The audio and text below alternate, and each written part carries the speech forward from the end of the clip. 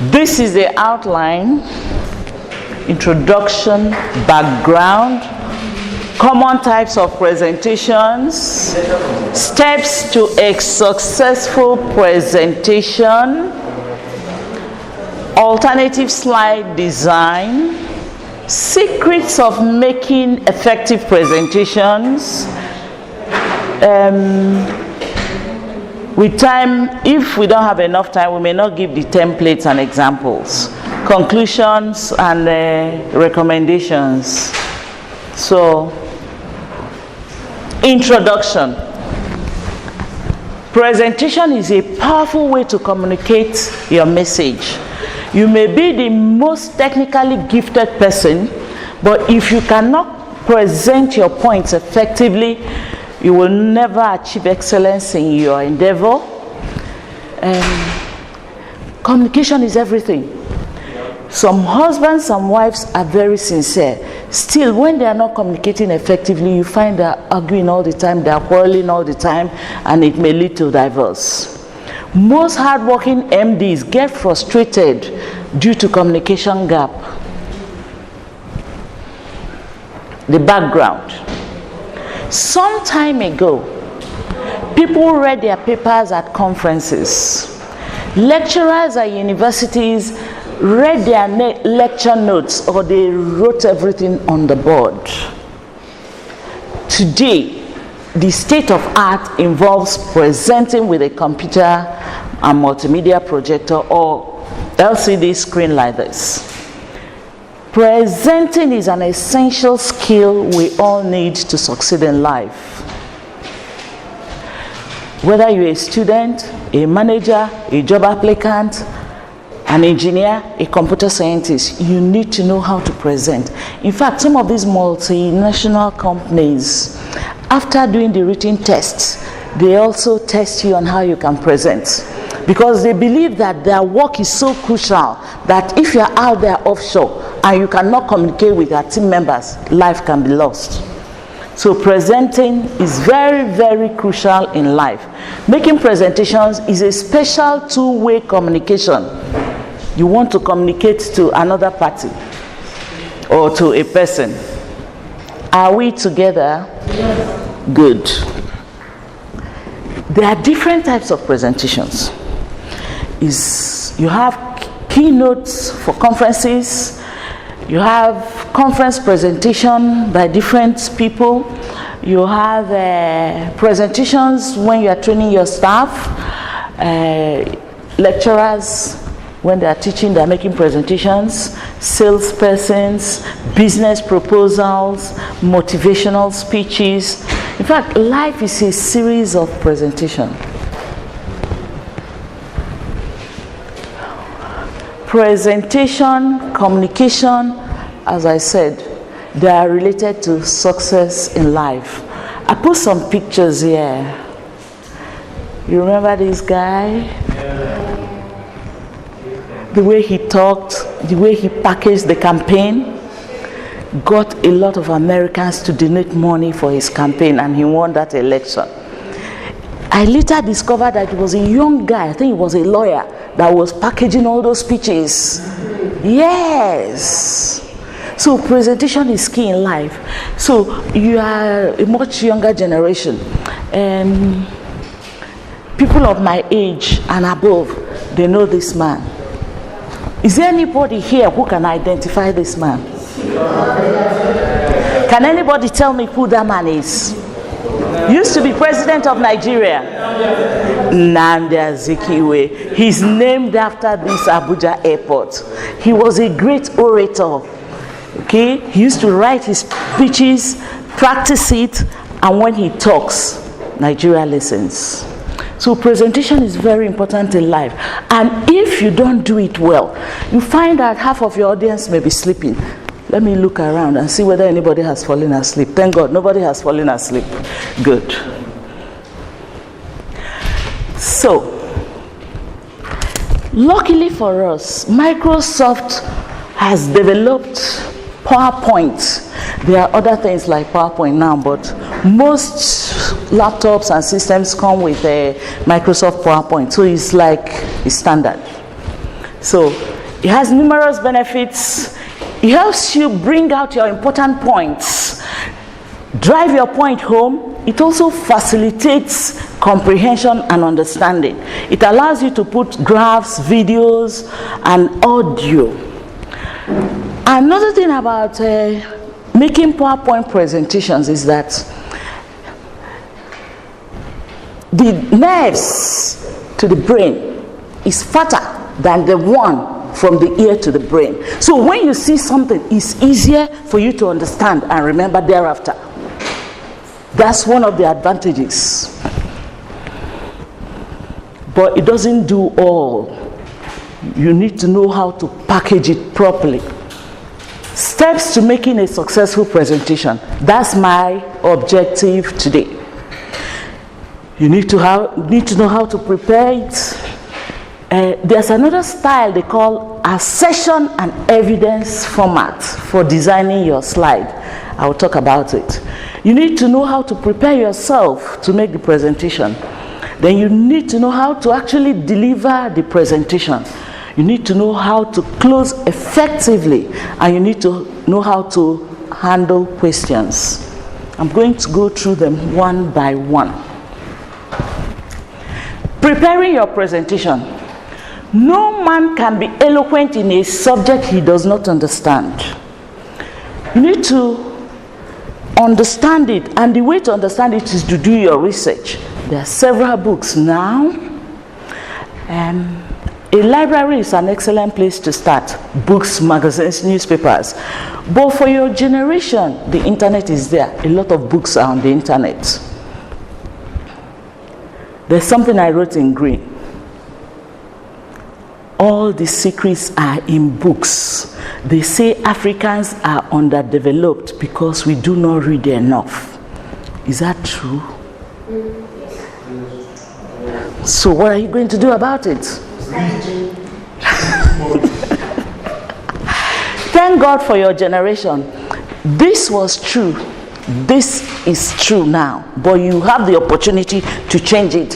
For my generation and the generation before me, books were expensive.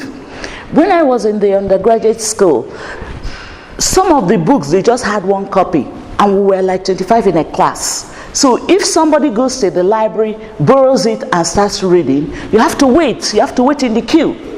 But now it's not like that for you. So this needs to change. Then I've talked about internet. It's at your finger. Everything now is on the internet. But you need to pay for some. So for internet search, you're already better than me in that. Because all the time I know you are online. They say you are online generation. However, I don't know whether you are online on Facebook all the time or you are online on Amazon. But you need to be focused. So for you to do your internet search when you want to do a presentation, there are free books. If you put on Google search, for example, if you want to work on nuclear energy, for example, you put nuclearenergy.pdf, it will bring you PDF documents available on the internet on nuclear energy. You can now select. If you want PowerPoint presentations on nuclear energy, on Google search window, you put nuclear energy, you put PPT. It will bring you PowerPoint slides, just like that. There are also free videos on different topics, even how to fry egg, how to make your tie, how to make a presentation. All sorts of topics are available to help you prepare your presentation on whatever you want to do. Now, for me, anytime I have to deal on something or make a presentation or do a research proposal, I go online. And then it helps me to get all the information I need. So, on presenting, okay, you need to actually decide what to say, what do you put on your slides, time you are going to be allowed to do that presentation, because time is very important. You have to have it in mind when you are preparing your slides. If, for example, you're told that you're going to talk for 20 minutes, please don't have more than 20 slides, because it takes time to scroll through the slides. Ideally, if they tell me I'm going to talk for 20 minutes, I'll make 15 slides. But if there's some intricate things I want to explain, I'll put them as backup slides. So that if they ask me a question after they have stopped me, I'll go to the backup slide and bring it up. Another thing you need to know when you are preparing your presentation is your audience. It's very important to know your audience. That will help you to know how to do your research and how to prepare for possible questions. Another thing that I have found very, very useful is Kiss Me. For me, Kiss Me means keep it simple, stupid, and memorable. Whatever concept or topic is possible for you to make it as simple as possible so that a 12-year-old can understand it. In my university, when I returned from doing PhD, they assigned me to teach control engineering because students always fail control engineering, you know? Okay? So, what did I do? I started with the simple things, okay? Oftentimes, how do you express a control system? You need a mathematical model. That mathematical model is an equation. I tell them, don't be afraid of it. It's just an equation expressing the relationship between one system or part of a system with the other one, like voltage and current or speed, just like that. So you don't need to be afraid of differential equation. It's just a story, but it's written with symbols. So once I start with that, everybody relaxes. If you know that an equation, a model, mathematical model, is just a story of how things are very good. So there is nothing, no matter the area of science, engineering, or medicine, that you cannot bring it down and explain it so that a 12-year-old can understand. That's my attitude. And also, when you make it simple, then it will be easier to answer the questions the audience will pose to you. If it's difficult, they don't understand it, they will ask you questions you will not be able to answer. Then the other important one is to plan for your audience. We can have different types of audience, different types of people. You need to imagine what they know, okay? You also need to take into consideration whether you are talking to students. For students, they are heavily motivated, they want to listen so that they can pass their exams. If you are training your staff, you have to prepare well. If it's not interesting and simple, they may not listen to you. So you need to take all this into consideration. Also, people have short-term memory. If you overload your slide, overload whatever you're doing, if you have too many points, because of the nature of the human brain, they may not be able to understand it. So that's why technically, oftentimes you find that people put a few points on each slide. I've been to presentations like a PhD final defense. You find that somebody dumps his abstract just like that. And the person for sure will not be able to explain it. And from the beginning, he will get difficult questions and he will find it difficult to pass. So it's good when you're preparing your presentation, you use points and don't put too many points on a slide.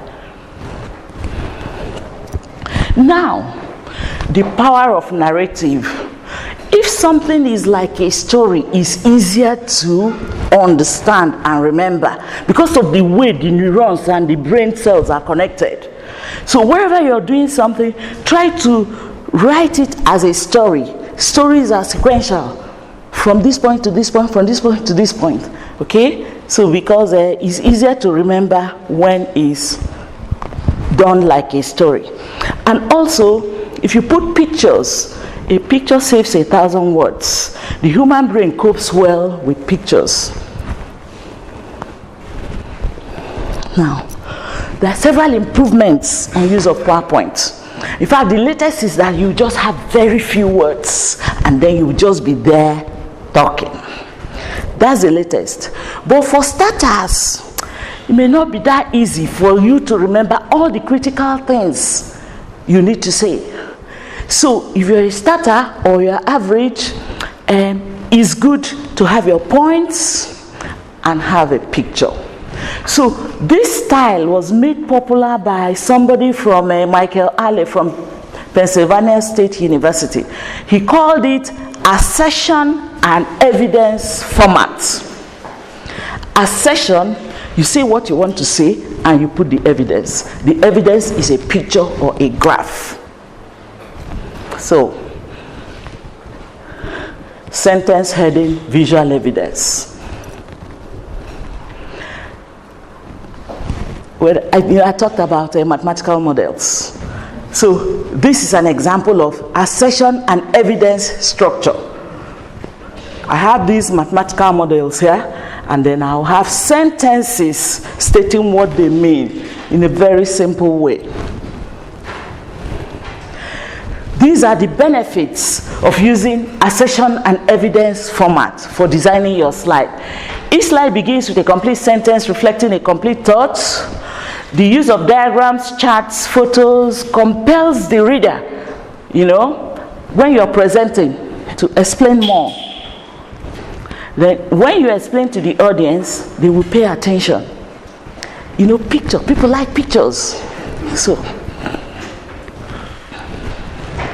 now, content of your slide. Every presentation should have a beginning, the body, and then the closing. Okay? The beginning is usually the introduction. The body is when you now execute the agenda. Then the closing will be summary of the key points, and then you make your final impression, and then you close. Then these three parts, sometimes when I'm teaching presentation, to help them remember when they're doing it, I say it's the three T's. Always remember the three T's. The first T is tell them what you're going to tell them. That's the introduction, the background, the outline, the objective. Because there's some presentations where you need to do introduction, you need to do the background, you need to state your objective clearly. So that's when you are telling them. Then the second T is you tell them now the description of the subject. So you tell them what you are preparing to tell them. You now describe the subject matter. Then the third T is closing. You tell them what you have told them. So the three T's. You tell them what you're going to tell them, you tell them, and then you tell them what you have told them. Is that okay? Yeah. Even if it's a 5 minutes presentation, you can do it. Even if it's a 20 minutes presentation, you can do it. Sometimes they'll call me up, come and do a presentation on this topic. I say, what am I going to do? I don't have time. So when I remember the three T's, it helps me to prepare.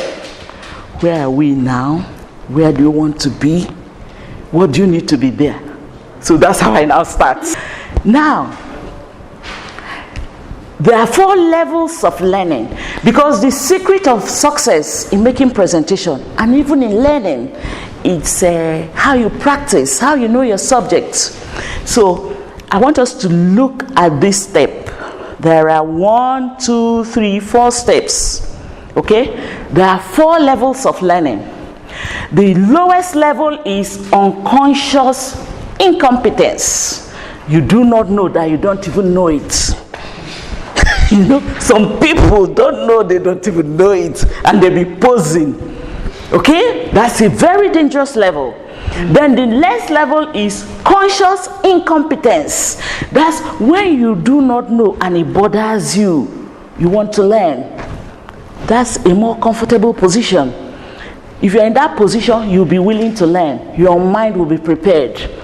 So the next level is conscious competence. You know you can do it. You have some knowledge, some good knowledge. You know you can do it. Okay? So the topmost level is unconscious incompetence. You know you can do it and it's second nature. That's the level where top performers are all the time. Those who make first class, that's their level. How do you get to this level? Practice, practice, practice, and it gets to your muscle memory because of the way the brain works. For example, if I pass through this door 5 times, I can sit down here, close my eyes, and get out and get there and get to the reception because I have passed through there several times. So it has gotten into my muscle memory. So even if you wake me up and ask me something on it, I will answer you. That's how it is. It's because of the frequency at which you have gone through the subject matter. So that has to do with learning your slides. You need to learn your slides. It's like programming yourself. You must practice it with time. You must practice presenting it, okay? Even if it's a familiar subject, you need to practice. If you don't, when you get there, maybe they ask you to prepare for 20 minutes. You get there, they say it's 10 minutes. So if you didn't prepare, you will not be able to deliver. Good. So another thing is that when you know your stuff, it gives you confidence. Just like the last presenter. So that's what practicing does for you. It boosts your confidence and ego. Then on the day of presentation, formal dressing. You need to dress smart. We are from different areas. We have traditional dressing. We have English dressing. You must stick to one. Like in the academia, in some universities, if you are coming for PhD defense, you have to be in suit and you have to wear a tie. If you don't wear a tie, you lose some marks. Some examiners can be so strict that they will tell you to go out and borrow a tie and come. So formal dressing is very important. If you're a marketing person for your company, if you don't dress smart, from the reception, they will start stopping you. But if you dress smart, they want to know, what can I do for you? What can I do for you? So that's how it is. Good. So body language is also very important. Because of your body language, the audience looks at your body language and decides to listen to you, keep listening to you, or fall asleep. Okay? So your voice is also important. I've talked about appearance. Okay? Speaking is not what you say, it's the way you say it that is important. So you need to begin confidently. Don't start by saying, for example, they didn't tell me about this presentation. They just tell me on time. They just told me yesterday. When you say that, the audience will not have confidence in you. They will know, they will just switch off. She did not prepare, so what is she going to tell us? So you need to be confident. It makes a lot of difference. Then you pace your presentation. You vary your pace. Sometimes you go faster, sometimes you go slowly. Because there are some people, when you are talking very slowly, they can slip off. Okay? So you vary your pace. Okay? Then you show enthusiasm. You smile at the audience. Because smile is infectious, Yes, smile is infectious. You smile at your audience. And when you smile, your pressure comes down, happiness, and then the room will be happy. And when people are happy, it's easier for them to assimilate new ideas. Opening with impact. First few minutes of your presentation are crucial. You can lose your audience by the first 2 sentences. So it allows you to engage the audience. It also sets the climate for the session. It gives you an opportunity to introduce yourself as a qualified speaker. Oftentimes, if you're going to make a presentation where you're not known, it's good to have your profile as one of the first 3 slides. It helps. Then closing is also important because the audience tends to remember the first things you said and the last thing. So closing is also important. Importance of eye contact. Communication is more effective when there is an eye contact. So it's like tuning a radio to the correct frequency. If you don't tune to Aso Rock, will you receive Aso Rock? ASYP radio. So eye contact is very, very important. So I have some things I've put here, how to maintain eye contact with the audience. Initially, when you start, when you look at the first two people, or say the first person in the row, all the people in the first row will think you are looking at them. Then you talk, you look at the people at the back. Then everybody at the back will think you are looking at them. So they will tune in and they'll be paying attention. So I often do it when I'm teaching. Sometimes I walk down the class. So it makes them to pay attention. So eye contact is very important. Looking at people when you are making a presentation is key. And also, some people in some cultures, when you don't look at people straight, they will think you're hiding something. So eye contact is key.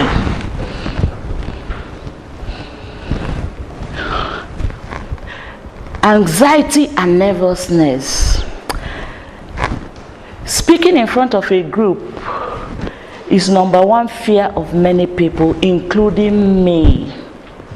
I'm a very shy person.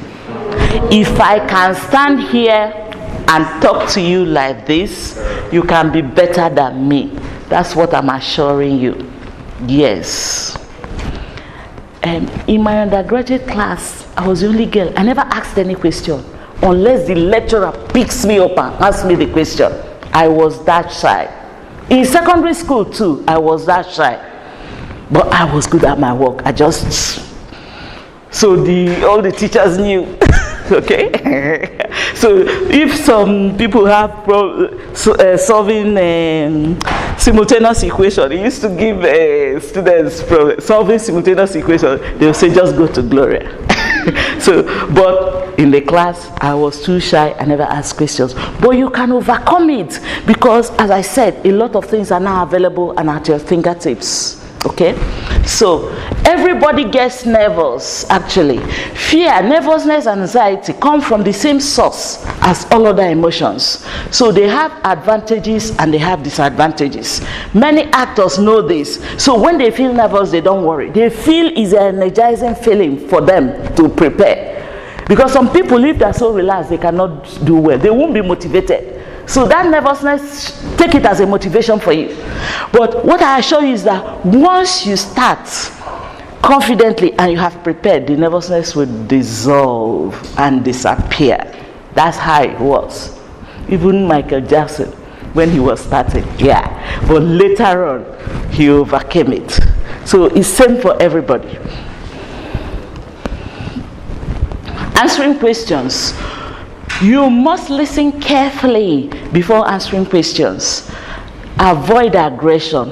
Do not engage in arguments with the panelists, but be firm when you are sure of your point. If you are hot-tempered, you must hide it at that moment. Don't show your temper. If it's a job interview and you show your temper, you know they will not give you that job. Okay? So, you can always ask them, please, can you come again? Then they will repeat in another way. Then you'll be able to understand the question. So, golden rules. Now I'm trying to summarize. What is the message you want to get across? That's what you will almost remember. If you're making a presentation, what is your objective? It must be clear in your mind, and it must be clear in your presentation slides. Okay, you need to state the message at the start of the presentation, and you need to repeat it on the last slide. Then the presentation structure, the three things. You must have the title page, and show the date, show the time, or show the event. Okay, and then your organization, your email address, your phone number, depending on the environment. Then outline. You must have the outline slide to list the outline of all the things you are going to talk about. Then introduction. You must have an introduction slide that will be the opening, objective, or problem statement. It depends on what the subject is. Then main body is now when you now have several slides that you will now do justice to your story. Then a summary or conclusion. So you give a brief review of your main points and then conclude. There are some presentations where you need to make a recommendation. You now make the recommendation and then you now close. And in some, like if it's a company, it's a request you are making. That's when you now request for approval.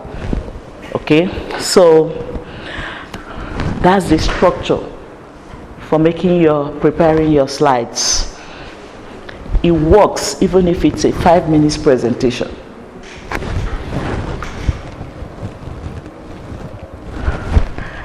As you get advanced, you can unlock your power as a presenter.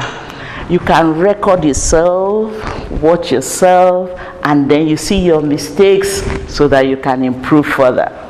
You can also watch YouTube, these TED Talks, where they just stand and talk as if it's a recorded something in their brain. You can watch it and you can learn some techniques for improving how you make your presentation.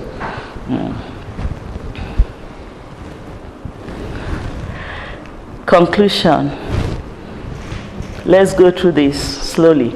Make your talk simple and understandable so that even 12-year-olds can understand it. No matter the subject matter, it's possible to do it.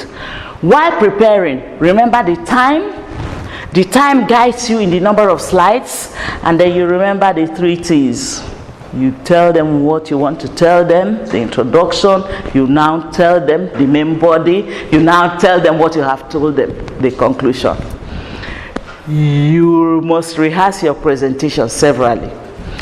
You must dress smartly on the day. While delivering your talk, you must maintain eye contact with the audience, radiate confidence, show enthusiasm and excitement, and smile at them so that you will get a smile back. Then, regarding the audience, you regard the audience as your friends and always be ready to welcome questions. Do not worry about your nerves. They will calm down once you start. In conclusion is very important. Always finish with a positive note, no matter the scenario. The audience will always remember the introduction and the conclusion. Thank you very much. If there's still time, nobody has bothered me about time. We can do some hands-on. You can prepare 5 slides, but you can, if you don't have a laptop, you can do it on your paper, your notes. I will go around to look at it. Prepare 5 slides of, if you know how to change a tire, say how to change a tire. Some can prepare a slide, how to bake cake. Some can prepare a slide, how to examine a patient. So it depends on you. How to market a new phone. Okay, just prepare 5 slides and remember the 3 T's. I will go around and see. Write it on your notebook if you don't have your laptop. So that will help you. So now, for example, you'll say an eye contact. You're supposed to make an eye contact. Then what happens now is, in our culture, making an eye contact, like, for example, now you're older than me, making an eye contact is seen as very good. I mean, for example, now making a contact for more than a minute is seen as a disgrace and this one. Okay. So how do you handle that? Yes. Good. You want to help me to answer it? Yes. Somebody says in some cultures, making eye contact for more than a minute is regarded as disrespect if you're talking to your elders. So help me to answer it before I bring in my own idea. The answer is at the initial stage of slide, you said know your audience. So once you know your audience, you know how to present. Handle it. Thank you very much. Okay. I'm going to, 2 minutes. Okay, I'm going to talk about how to change a flat tire.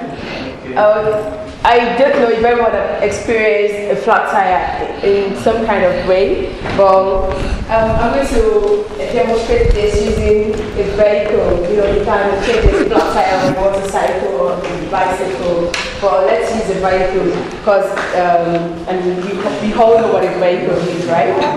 Do we? Okay. All right. So, how do you change a flat tire?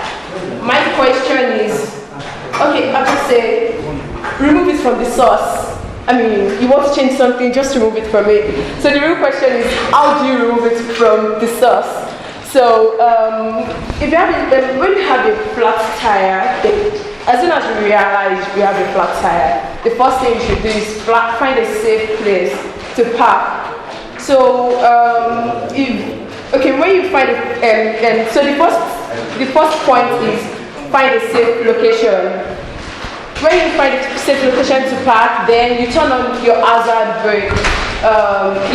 If you can't drive, this context is for people who can drive. And in advance for people who can't drive, at least when you know how to drive, you know how to change a flat tire. Somehow you've learned it from this presentation. So you turn on the hazard brake. And then you apply your parking brake, which is very important. You don't want the car to start moving while you're changing your flat tire. So this is where the bullet point is. You want to change something, we've gotten there. For those of you who doesn't know the chassis of 1 minute gone. So this is I'm going to demonstrate the chassis of a vehicle. We have like four parts. So these 2 points are just from is where the 2 tires are. The 2 tires are located here and the back tires are here. So if you want to apply your jack, you should have a jack. If you want to move something up, the car can't just move itself. You have to find something to move it up however you can. So you don't place it anywhere on the body of the car. You have to place it on either of these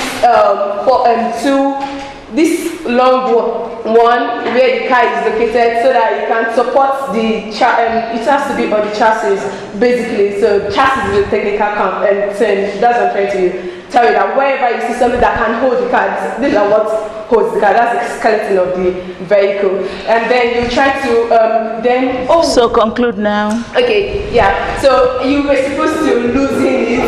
Then after you lose it, you move it up. Then you finally finish losing it. You remove the car. You remove the tire. Then you do the whole process all over again. So now you know how to. Thank you very much for your practice. The marketing manager of Sons Mobile. Yeah, we just got a new mobile, which is very smart. Can be. No, he's marketing. He has prepared slides on how to market a phone, so he's presenting it. Yeah, we all know about is an Android phone, very smart. We know about Samsung and iOS devices, but this one helps you. This one has some sensors that helps in home automation. You can connect it to smart devices and make use of it. It's fast, has a large memory. You can use to record live videos for 20 gig and to work perfectly well. The large memory makes it has a large RAM of 30 gig RAM, which helps you multitask and do so many stuff online, and it doesn't get hot. 1 minute gone. Then it doesn't get hot. Then these are some benefits of using the phone. One, it is fast, which helps you, which can solve some of the problems of Samsung getting hot, hanging, and everything. And for students like us who like multitasking and searching online and uploading live videos, it works perfectly well. And it's also sleek. You can hold it And the body is also glass for people that like fancy stuff. The megapixels are around 30 megapixels. And finally, it comes with some extra sensors like biometrics. Yeah. And the price is very portable for student use, just 20,000. Thank you. Thank you very much. He made it on time. Clap for him.